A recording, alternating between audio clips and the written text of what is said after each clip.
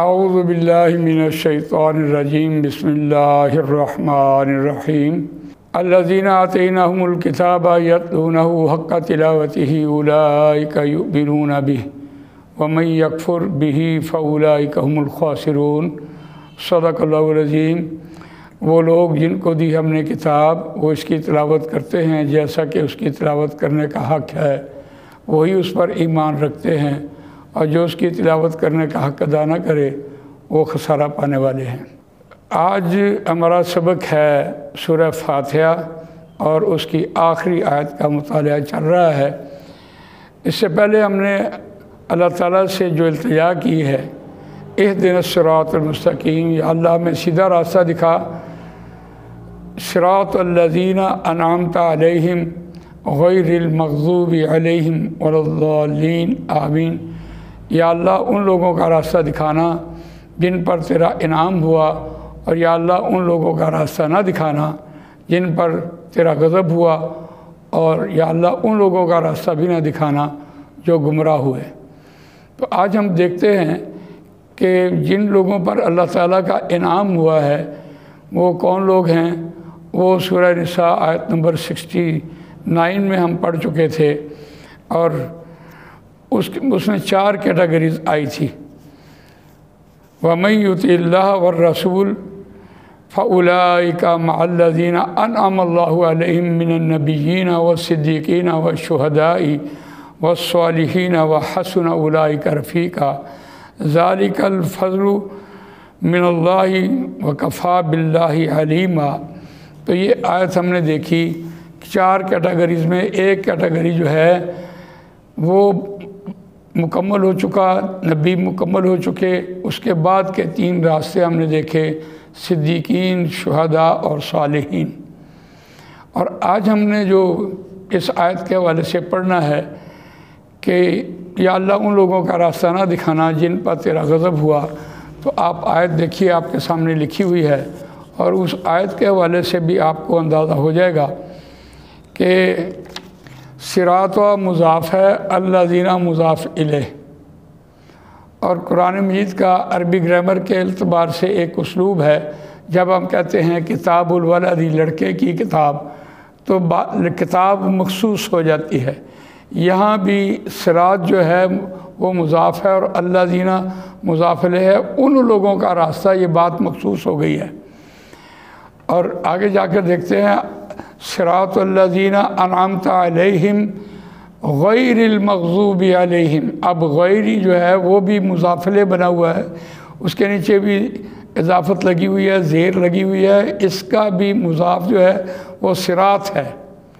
صراط غیر المغضوب، جن پر غضب کیا گیا ان کے علاوہ کا راستہ۔ اب یہ بڑی مخصوص بات ہو گئی ہے، کن لوگوں پر غضب کیا گیا ہے، تو اس کو ہم دیکھتے ہیں قرآن مجید کی روح سے۔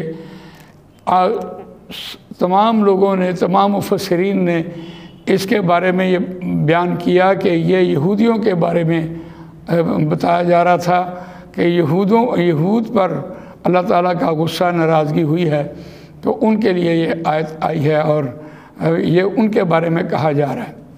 اب ہم دیکھتے ہیں کہ کن لوگوں پر اللہ کی ناراضگی ہوتی ہے۔ جن کو راستے کا پتہ ہو اور وہ اس پر عمل نہ کریں تو ظاہر بات ہے ناراضگی ہے۔ وہ بھی کس اعتبار سے؟ ایک شخص کو کام کا پتہ ہے، اور جب آپ اسے کام کہیں کرنے کے لیے تو وہ انکار کر دے، تو ناراضگی کے بغیر اور کچھ بھی نہیں ہے۔ ناراض ہوں گے، غصہ آ جائے گا۔ اس اعتبار سے اس کو دیکھتے ہیں کہ حضرت موسیٰ علیہ السلام کی جو قوم تھی بنی اسرائیل، اس وقت کی بنی اسرائیل، آج ہم اسے کہیں تو بنو اسرائیل، وہ ان میں تمام انبیاء کرام موجود رہے۔ قرآن مجید کی دلیل کیا ہے؟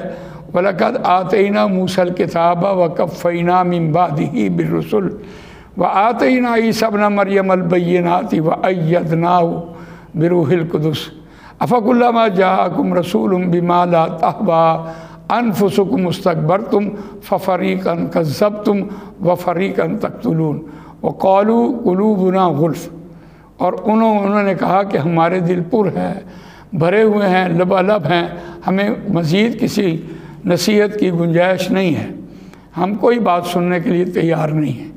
تو جب کسی شخص کا یا کسی قوم کا یا کسی امت کا یہ حال ہو کہ وہ اس کے بعد اسے نصیحت کی کوئی ضرورت نہ ہو، تو وہ اپنے تئیں اپنے آپ کو کامل سمجھتا ہو اور بالکل عمل نہ کرے، تو اس اعتبار سے قرآن نے وہاں دلیل دی ہے کہ ان کے اندر یکے بعد دیگرے تمام کے تمام انبیاء چلتے آتے رہے، لیکن انبیاء نے ان کو دنیا اور آخرت کے ہر بات بتائی ہے تاکہ کوئی گنجائش باقی نہ رہ جائے، لیکن اس کے باوجود بھی انہوں نے عمل نہیں کیا۔ تو قرآن مجید نے ایک اور آیت میں شفاعت باطلہ کے سارے تصور کاٹ کے رکھ دیے۔ یا بنی اسرائیل اذکروا نعمتی التی انعمت علیکم وانی فضلتکم علی العالمین واتقوا یوما لا تجزی نفس عن نفس شیئا ولا یقبل منها شفاعۃ ولا یؤخذ منها عدل ولا هم ینصرون۔ شفاعت باطلہ کے سارے تصور کاٹے۔ جب انہیں کام کہا گیا کہ یہ شہر میں داخل ہو جاؤ اور جا کر تھوڑی سی مشقت ہوگی، جنگ کرنی پڑے گی، وہاں ایک جنگجو قوم ہے، تو انہوں نے انکار کر دیا اور صاف صاف کہا کہ موسیٰ تو اور تیرا رب جا کے لڑے، جب وہ شہر خالی ہو جائے گا تو ہم اس میں داخل ہو جائیں گے۔ اس حد تک ناشکری۔ لیکن آپ دیکھیے جو نعمتوں کی ناشکری انہوں نے کی ہے، 9 نعمتیں اللہ تعالیٰ نے ان کو دی ہیں، اور ان میں جو سب سے بڑی نعمت تھی وہ من و سلویٰ تھی، اور بادلوں کا سایہ تھا، اور 12 چشمے تھے۔ ایک ایک چیز کے اوپر انہوں نے من و سلویٰ کے اوپر قبضہ کیا اور استحصال کیا، ظلم کیا، اور جو غریب لوگ تھے ان کا استحصال کیا، یعنی جو کھانے کا وقت تھا اس میں جا کر خود قابض ہو جاتے۔ تو اس پر انہوں نے اس کی ناشکری کی۔ ناشکری کہاں کی؟